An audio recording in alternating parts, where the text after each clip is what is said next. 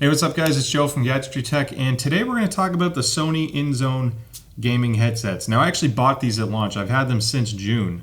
It was just unfortunate I couldn't release the review sooner, so I'm sorry for that. But I just wanted to work on reviews with companies that have sent me stuff to review because that's fair, and try to fit these in when I can. So finally got around to using them and measuring them and testing them like crazy. This is going to be a very deep technical review.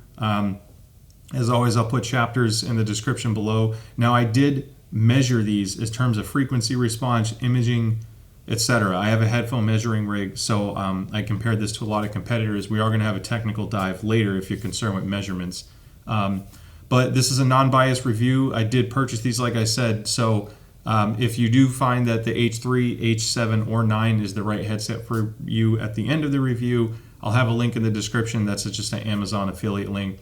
But by all means, purchase it where you want and what makes you comfortable. It's just there because it helps support the channel so I can keep buying things like this. So the H3, H7, and H9 have quite a wide price range. The H3 is $100, the H7 is $230, and the H9 is $300. That does leave the door open for an H5 down the road. So I'm assuming sometime in the future you may see like a $150 to $180 version. It just would make sense based off how all these are put together, but we'll see what happens. Maybe it'll be an H3 in a wireless form and they'll be 130 or 150. So I'm just going to speculate. But as far as like basic specs go, so this is a wired headset. The H7 is wireless. It's rated for 40-hour battery life, weighs 325 grams. This is 5 grams heavier. It has a 32-hour battery life for the H9, but it adds active noise cancellation and this leatherette. I don't know if it's real leather. I tried researching it, and the website says it's nylon, just like the H7. They're very different pad materials, so I don't really know what to trust online with that. But basically, they have to be this leatherette or leather material for active noise cancellation to work right. Otherwise, the H7 and 9 have almost the exact same specs. Now, on the note of the battery life, like I said, I use this a lot, and even though the H9 is rated for 32 hours, I've gotten at least 45 out of this. Now, I typically don't use active noise cancellation aside from some testing, which yielded some pretty interesting results, but I think 32 is on the conservative side. You should be able to get 40 hours or so with light volume, medium volume. You know, if you have it full blast, expect it to drop. But 32 is a safe assumption that you can get, and obviously the H7 being 40, you should be able to get that no problem. No battery life to worry about with the H3. It's going to be hardwired whether you use the included DAC or aux cable. And then regarding power, because this has a USB-C port, it does charge at the same time you use it. So both the H7 and the H9 can be used while plugged in and charging. It does support quick charging, so a 10-hour or 10-minute charge will give you 1 hour of game time, which I do like, and the USB-C cable they include is actually long enough to charge while you use it, where some other companies typically give you like a 1-foot job. This is certainly functional. Now, on the note of Bluetooth, there are 2 huge wins with the H7 and H9. One is simultaneous Bluetooth, which every gaming headset that has Bluetooth I think should have. So I'm pleased to say it works flawlessly. I never had an issue using stuff on my phone, whether it's calls or music, while playing wirelessly on PC or PlayStation. That is a huge win in my opinion. The other big win, and I haven't researched every single headset, but I've reviewed a lot. This has AAC support on Bluetooth. So if you're familiar with that and you're an iPhone owner, AAC is a much better sounding quality codec for iPhones. Usually on gaming headsets, they're SBC only for Bluetooth, which is a smaller bandwidth. You get a lower quality audio stream because the iPhones don't have aptX, they don't use Qualcomm. So granted, this is still SBC and AAC, it's not Qualcomm HD stuff, but that is still extremely competitive for Bluetooth, and even the $230 H7 has that. So if you're using this for Bluetooth a lot on an iPhone, that alone can make it sound better regardless of how they measure. Having that extra bandwidth can sound more clean for Bluetooth music listening. Now, as far as build quality and comfort, they feel and look similar. I'm not a huge fan of the finish. It's this matte plastic, and I am extremely gentle. I have headsets that are 3 to 5 years old, easy, that still look like new. This is already showing some signs of wear, so I don't know what finish material or paint this is, but it scuffs crazy easily. Like if your hands aren't clean or your table isn't perfect, I feel like it just shows every single mark, and it's really slight, but it shouldn't be doing that this early. So I'm not a huge fan of the finished material. Overall build quality, it seems fine. It's a single mounting point, so the yoke isn't like a traditional fork.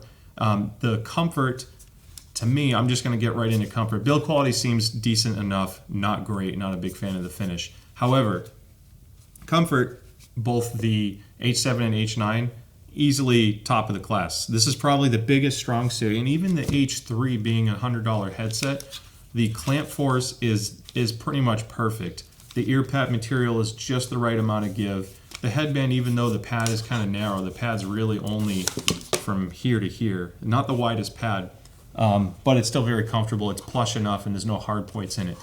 These are probably some of the more comfortable gaming headsets I've used for very long gaming sessions. Whether you wear glasses or not, it will still work well because even the leather with ANC option on the H9 is very flexible and soft, which works well going around your glasses frame. So I think the biggest strength, just to be clear, of the Sony headsets is comfort. They're unbelievably comfy in every single model.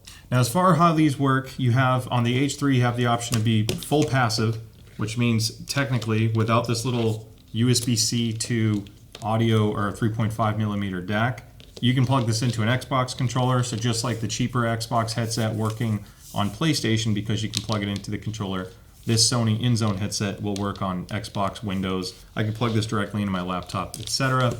And then you have the USB cable, which is actually really long. And I was wondering why, but it makes sense. Is because you can use the H3 on PlayStation, whether it be through the controller with the aux or the USB DAC, this is long enough to at least reach across a small area to get to your couch, so you can benefit from the USB controller if you want to do that. It does help a little bit with bass response, so if you are looking to use the H3 on the PlayStation, I'm not trying to get into the sound discussion just yet, but it does sound better with the USB DAC as opposed to straight analog. There's some significant tuning issues with that. Now, as far as the H7 and H9, it comes with this. Honestly, it's a really nice USB dongle. It's a little bit bigger than what some of the other companies are doing, but it's pretty average. You can still plug in something to an adjacent USB-A port, which is good. There is a switch on it for PS5 and PC. Frankly, I'm not sure. I guess it's just for the protocol for game to chat, but this will work as a wireless headset on PC, so will the H7, and then same with the PlayStation. So whether you're using it for that, either platform, it works. Now, sadly, there is no way to make the H7 or H9 work on Xbox. I wish Sony would, because this is marketed more as a PC gaming headset, I wish they had Xbox support. It would have been nice, because I like headset models that work on every single platform. It's much more cost effective, especially if you have multiple consoles, computers, whatever it may be. But this will work, and then if your Nintendo Switch is docked in USB mode, you can plug this into there and have just a standard analog or standard USB wireless headset. So going into the controls, this is I'll probably use this as one of my final points at the end. So both the H7 and H9, they give you the power button, they give you the volume. The H9 adds the ANC button, which has just beeps. There's no audible like voice prompt. You don't really know what you're doing. You just have to kind of research what the beeps are. 1 is no ANC, 2 is ANC is enabled, 3 beeps means that's in ambient mode, which means it listens to your surroundings and amplifies that through the ear cup, almost like pass-through or an open back. That way you can hear your surroundings more. The big win with these, and the reason why this is automatically in the top or higher recommendation range for PlayStation, is it has a game to chat audio mix. This has been such an issue with PlayStation because Sony does not allow any other headset manufacturer to use the USB port for game to chat audio mix. They lock that feature down to only their Pulse headset and now the INZONE H7 and H9. So it's kind of a dick move from Sony. I don't know why they're doing that. It's probably to force people to feel like this is the only option. It is incredibly useful on games like Warzone. And if you've ever played a first-person shooter or on Warzone, you go to Gulag, you don't want to hear your friends talking that are in-game, trying to stay alive because you just got wiped. You typically, like on Xbox, very easy to fade over to just the game and mute your friends for that clutch moment. You couldn't do that on Sony unless you bought the Pulse headset. You can with the H7 and H9. So to me, that's a huge win. Obviously, you can't with the H3. The H3 is operating through an analog cable, and there's no buttons on the DAC. But that's massive. Now, there's no aux support on the H7 or H9, so the only option is with the wireless dongle, which again means no Xbox support, like I said earlier. So that's about it. You have your Bluetooth button. It's very easy to pair. I don't want to spend too much time on that, but if you are taking a phone call or getting a phone call, tap the Bluetooth button. It's on the right ear cup, and you'll answer your call, and then tap it again to hang up. And then the microphones are flip to mute on all three models, and they are not detachable. So with that being said, I want to do the mic test. I'm going to show you what the H3 sounds like and the H9, then we'll see what you think. Okay, now I'm talking to you on the Sony H3 microphone. I'm curious what you think. I don't think this thing has the most dynamic range. It's not a total train wreck, but I do want to try playing this microphone without the DAC because this little USB DAC is applying EQ correction to the mic to fix it a little bit. Still not a great sounding mic, but this is what the H3 sounds like. All right, now I'm talking to you on the H3 mic directly analog. So if you're plugged into a PlayStation controller or an Xbox controller, this is closer what your voice will sound like. Again, you can hear a difference compared to the USB DAC, so I do want to point out it's not the same experience whether you're using one or the other. So now you know what it sounds like in both scenarios. All right, now I'm talking on the Sony H9 microphone. This is the exact same mic that's found in the H7. Again, the H9 and 7 only do the active noise cancellation, but this is effectively what it'll sound like whether you're on PlayStation or PC because you have to use the wireless dongle for your connection. Anyway, this is what it sounds like. Curious what you think. Post a comment below, and I suppose we'll try the Bluetooth option just so you can see what it sounds like on Bluetooth. All right, now I'm talking to you on the Sony H9 mic via Bluetooth. This is wirelessly connected to my iPhone. Obviously on Bluetooth you have even more limited bandwidth, which does not pair well with the sound characteristics of this mic. It sounds pretty poor, but again, I just wanted to play everything so you can hear all the differences. All right, now it's time to talk about sound quality. This is going to be a multi-chapter section because one, I have to talk about the H3 versus the H9, but I also want to get into measurements because there is so many different ways to talk about how these sound and what impacts it. I'm going to start with the basics. Out of the box, the mid-range on both actually isn't bad. I think, especially on the H9, the mid-range is quite exceptional. But I want to focus on the H3 first. So the H3 has somewhat of a boomy sound profile on the bass, meaning the mid bass above the sub bass. Like a rock song or a car engine. It has a little bit more warmth. It's kind of boomy in that regard, but it lacks some of the thunderous bass that you would want if you're, let's say, watching a movie. So if you want a headset that has really deep trembling bass, like the rumble effect, that's when you look more towards like the Turtle Beach Stealth line, particularly the 700, or the EPOS H3, H6 closebacks. They have deeper bass profiles. So the bass is okay. It's similar to the Pulse, but not as bad. It does have more substance to the lower bass, so it is an improvement in bass compared to the Pulse 3D headset. Now the mids, this is a slightly V-shaped headset, which means the mids have a slight dip, but not aggressive. And I still think as far as tonality goes, which means if you're listening to a voice, whether it's male, female, of different octaves, it still sounds incredibly natural. So I do want to say that I think the best thing about the Sony headsets, aside from comfort, is their mid-range. It's tuned really well to where everything still sounds fairly natural in that spectrum of sound. The issue I have is the treble tuning, because somehow the H3 sounds dark and veiled and not a lot of detail in some areas, but then some things are incredibly sharp and almost ear-piercing. It's crazy aggressive in the upper treble. It really boosts a lot in the upper treble, but in like the 5 to 7 kilohertz range, there's a big dip. There's a lot of lack of depth to that area of sound.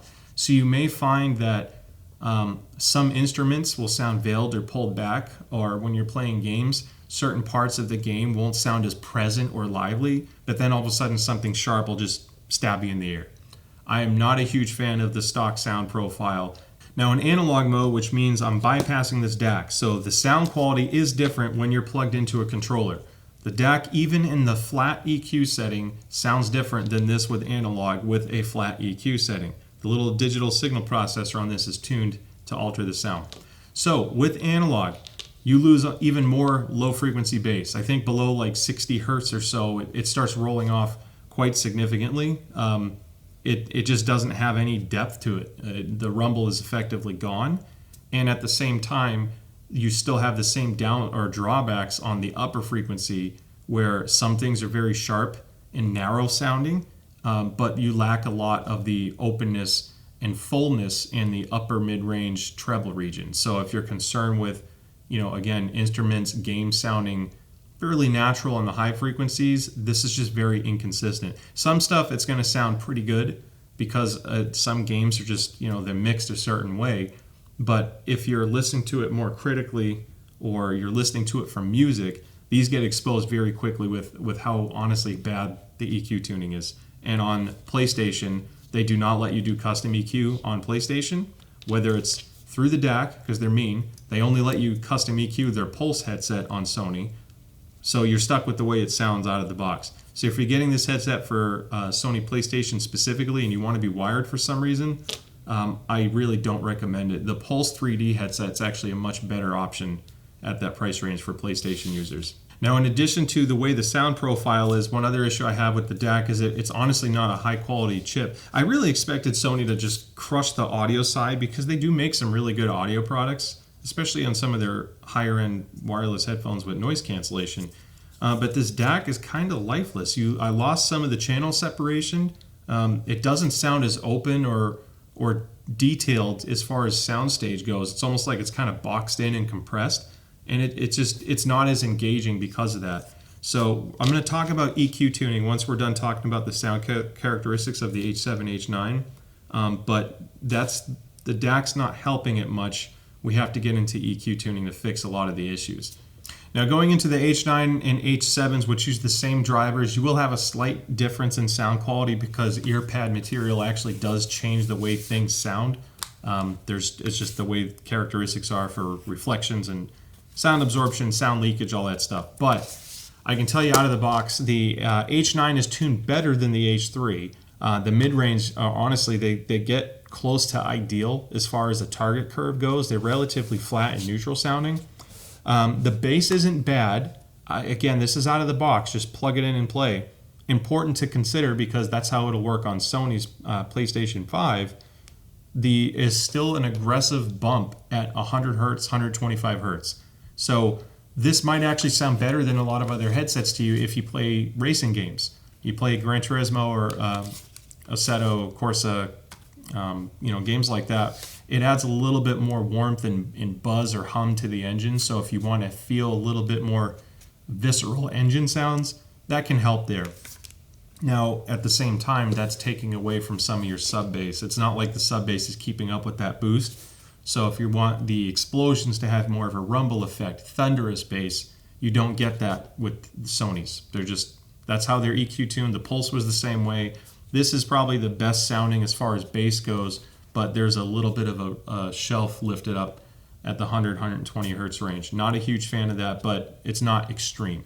Now, transitioning into the mids, this was actually a really pleasant experience when it came to vocals. Every song I listened to in multiple genres actually sounded really nice in the mid-range. So I think the saving grace for Sony's, again, is that mid-range tuning. This is dialed in extremely well out of the box. The treble is a bit all over the place. It's a little inconsistent. There are some dips in the upper treble and some spikes. However, it's a lot smoother than the H3, so I think you'll get more of a pass, and I think a lot of people will actually like the sound profile with this. On the PC side, again, you can tune it down a little bit and customize it, but the out-of-the-box configuration for Sony, for PlayStation 5, I think the H7 and H9 are still decent enough in that regard. Now, I'm being a little bit hard on Sony when it comes to audio tuning, because I feel like this is the part they should get better than some other manufacturers for gaming headsets, because Sony has a huge experience with audio. I'm not a fan of inconsistent treble delivery or inconsistent frequency response, because some stuff can sound great and then some stuff can sound dark and lacking detail, but ear piercing at the same time. I don't understand how that came to be with the way these were tuned, but I'm just being critical because I know the potential could have been there to have much better sound. And these are not cheap. These are $300. It should sound like a premium headset. All right, now it's time to get super nerdy and technical. I'm going to talk about headphone measurements. I don't usually want to focus on just measurements in my review. They're really important for me for testing and validating some of the things that I'm hearing, but I don't want you to make your decisions exclusively off measurements because they don't tell the entire story. All the other things like comfort, real usability, the adjustments, the mic quality, battery life, and this doesn't always represent, I guess, what the ideal standard is because you're going to have a different preference than what I do. However, it's important to use this to explain why there's good and bad things about these Sony's headsets and also show you what the competitors look like and how they stack up. So right now what you're looking at is the Sony H3 plugged into the equivalent of a controller. This is what it would sound like if you're plugged into an Xbox or Sony controller. Now, this huge hump right here, basically this is on the left side of the chart. If you've never seen this chart before, everything on the left, so let's say below 200 hertz, 300 hertz, this is your bass region. And it starts to transform into the upper bass, low mids when you get in the 300 to 500 hertz. Now you're in your mid-range territory. But down here is all the bass. That's where the rumble happens, the immersion, the explosions, etc. This headset has a massive bump at 100 hertz. The H9 and 7 have a similar bump, but not as extreme as this. So the bump wouldn't be as bad if the low bass carried on with it, because that's much easier to tune later. However, once you start dropping below, let's say 60 or 70 hertz, it just falls off a cliff. And when you're down here in the 20 or 30 hertz region, this is your deep bass, the explosions I was talking about. It's measuring, this shows 85 decibels, and I go up here, it's 100. That's a 15 decibel drop in bass response once you get in the sub-bass region. That is significant, and that means all your explosions don't really have that same dramatic effect. Now, I mentioned how Turtle Beach, the Stealth 700, or the EPOS are headsets that are good for explosive bass and that deep rumble. So I'm going to activate a Stealth 700 EQ plot, and that highlighted screen that you see, that is the bass response of the Stealth 700 Gen 2. Do you see how full and flat that is? That means it digs, the bass just keeps going down low. Now granted, this is a $200 headset, but this headset will still apply later when we look at the H9. This just visually shows you a picture of what a more flat and full bass response looks like compared to the H3, which in this case has that giant bump. So I want to show you what happens when you plug in the DAC. So the same H3 with no other changes to the EQ, both of them in flat, the DAC makes it sound like what you hear or what you see in this yellow line. They dramatically boost the low frequency response to compensate for the headset's natural drop. You still get a bit of a bass hump, but it's not as extreme, and it actually helps take away some of that muddiness or boxiness in the mid-range. The treble actually becomes more veiled in certain areas, so that whole 5,000 to 6,000 hertz range is pulled back a lot, and that's what can make some of your audio sound dark or lacking in detail. And it still picks back up in the upper treble, but then it falls back down. It basically sounds like a completely different headset, whether you're an analog versus the EQ on the DAC. So if you're using this on the PlayStation or the PC, I really would try to avoid the analog connection. It's not really a savable sound profile. It sounds pretty bad. I'm not a fan. So, and then I just want to show you one thing. Now, I did some tuning on the Sony INZONE software, and going by the baseline of the DAC versus my tune, I want to show you and highlight something. So it doesn't seem like much, but I flattened up the mid-range just a little bit. You can see when you get closer to the 600 hertz range, it doesn't drop as much, and then the bass is a little bit flatter. It's really difficult to tune these headsets with the Sony INZONE software, and I also couldn't really mess with the upper treble, and I'll show you why later, but this is kind of like as close to I can get it to for an ideal sound. It's not great. You still have some significant issues with it, but that's what the H3 measures like. So now we're going to look at the H9 frequency response, and I want to show you the difference between the H3. So the H9 is the highlighted line now. It's the more bold line. And you can see that out of the box, it too has this giant boost in the 125 hertz bass region, which is going to make things sound a little bit more boomy. and then it rolls off again as the frequencies get lower. The mid-range here, no real complaints. It's actually relatively flat once you get past the upper bass region. And then you have the similar treble inconsistencies that you saw on the H3, just not as extreme. The tuning on this isn't bad, but it does get a bit sharp at times depending on what you're listening to. So we can try to tune that out later, but you are still limited in what can be done. Overall, it's not the most consistent frequency response, and there's some weird things going on with the driver tuning. Part of this shows me that there's actually something going on with the enclosure itself. I think it's actually impacting the way the drivers perform inside the headset. I took it apart, and there is some. I'm not a fan of how they designed it. If I have time, I'll show you that later in the review. Okay, so the H9 out of the box with flat EQ looks like this. So I'm going to enable My Tune so you can see the overlay of that. Now, tuned, you actually get close to a very acceptable audio performance. To me, it's much, much flatter, and you still will typically get some highs to contend with because there's just so much you can't fix on the software, which is going to lead me to the INZONE software, but I did want to show you this. It still has these roller coaster of a ride on the upper treble, so not everything's going to be consistent. But overall, I'm extremely happy with the bass and mid-range response once tuned. I really can't complain at this price range for that performance. It works pretty well. So I want to show you something on the Sony INZONE software, and this is the biggest problem I have with the audio tuning for some reason. So right now we're looking at the INZONE software. I'm not going to do a full tour of this. It's really simple. You have your preset EQs, flat, bass boost, which is an insane 12 decibel boost, music video, which makes the headset sound darker up top and boosts the low bass again, custom, which is where you can mess with stuff, and flat. Now I'll put my own custom EQ tunes on the screen so you can see the way I dialed it in. This is not the official custom tune. It's different because this is just for messing around. So the issue I have with this, one, you cannot change the frequency number you're adjusting. Not terrible because there's multiple bands here. I have 31 hertz, 60 hertz, etc., 125.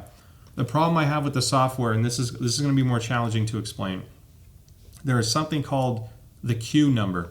When you're adjusting equalizers, let's say you have a parametric EQ, a lower Q number, so like let's say it's a 0.5 Q, it means it's a very broad adjustment. So if I adjust 100 hertz up and down, it's not only adjusting 100 hertz. It's like if this is the 100 hertz hump and I have a 0.5 Q, I'm bringing the whole region around it down. It's focusing on the 100 as the average point, but it's gently rolling it down. Very easy to fix a hump like that if it's a really wide Q. If you have a very sharp Q, it addresses a notch. So I'm going to go back to the management software. So this dip right here at 5,000 hertz. If I wanted to boost this range, which is basically between 4,200 hertz and 5,400 hertz, I want a more narrow Q. The problem is if you look at the software, I don't have 5K. I have 4K and 8K. So you look here, 4K looks good. It's pretty close to flat actually. 8K is fairly sharp, and then you have this huge drop of ups and downs in the middle. I can't do anything to address that with the Sony INZONE software.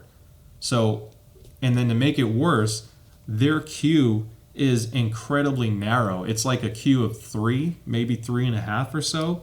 So if I go to fix this bass issue down here of 60 hertz, like 60, let's see, this one's at 63 is I think what they give you for an adjustment.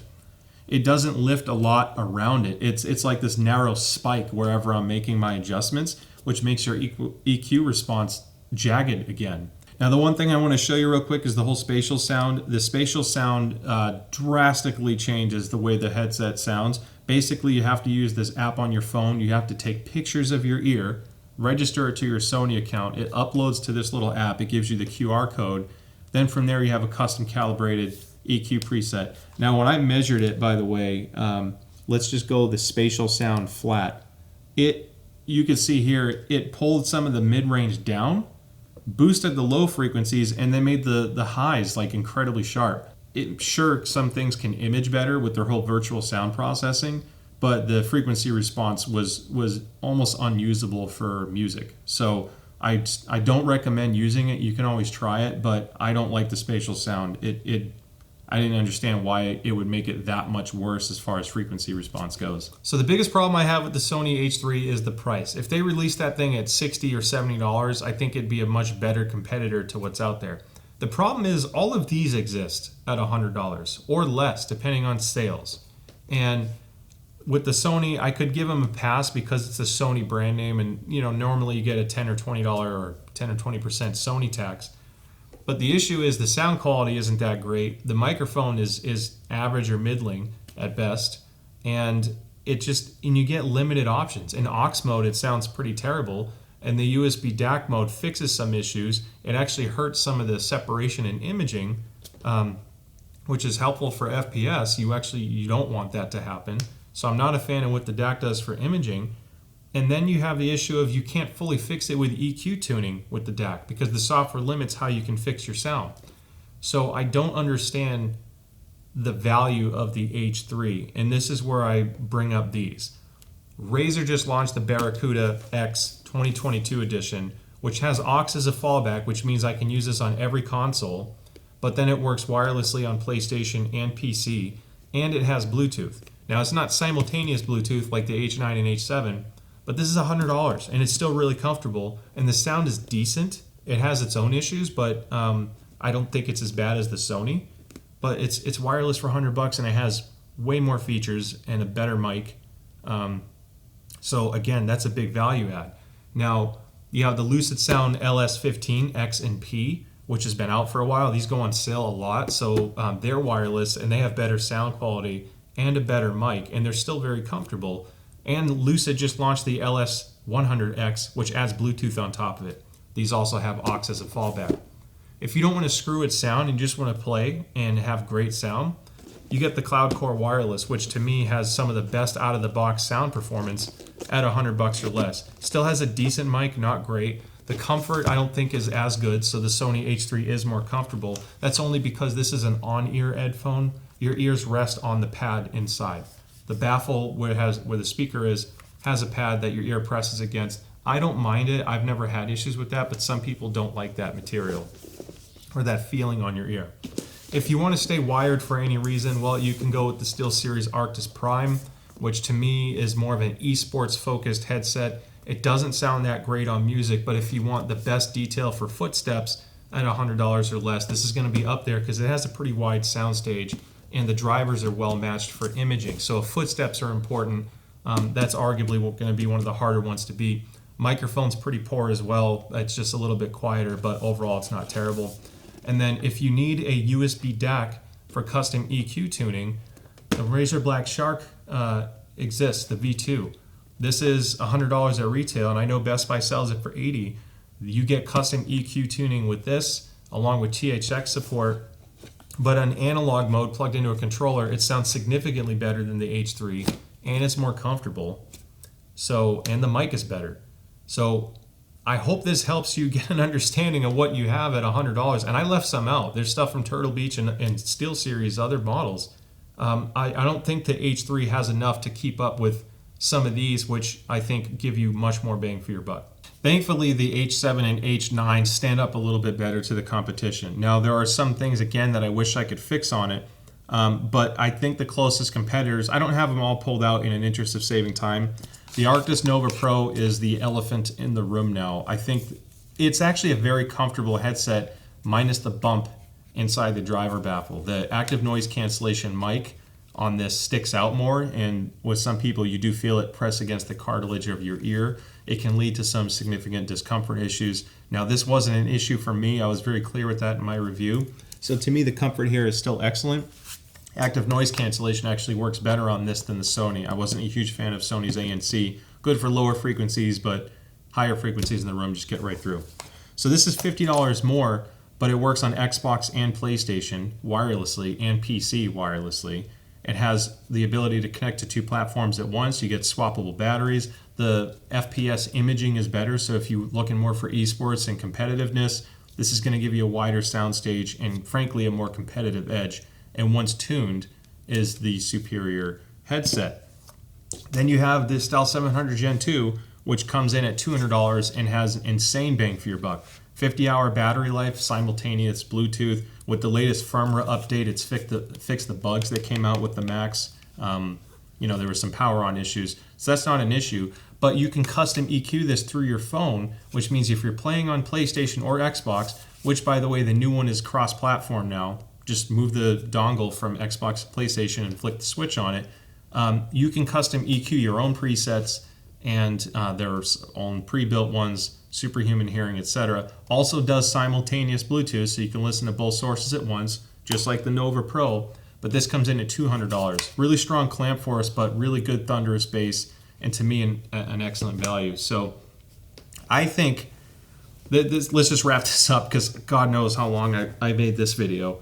The H9 and H7 I think are still worth considering because the comfort is amazing. I had great reliability. They do not give me the same competitive edge that my Novas do in FPS. If you're looking for the max edge in FPS and soundstage and you want wireless, I think the Nova Pro is the top dog right now. However, on PlayStation, if you can't hear your friends speak and tell you where someone is, or if you can't hear the enemy because your friends are shouting, that game to chat mix that you can do on the fly with your headset is amazing. You can adjust it on your controller once you get used to it, but it's nowhere close to as fast as hitting it on the headset. And to some people, that may be enough. Factor that in with an acceptable mic, not great, amazing comfort, and I think it's still worth the consideration for some people. It might be the right one for them. It is still pretty decent in music, and I think this is the best for Bluetooth on an iPhone because of the AAC. The sound can come in just a little bit cleaner for Bluetooth music listening. I wish the mic was detachable for travel, or at least tucking it in, and you can't.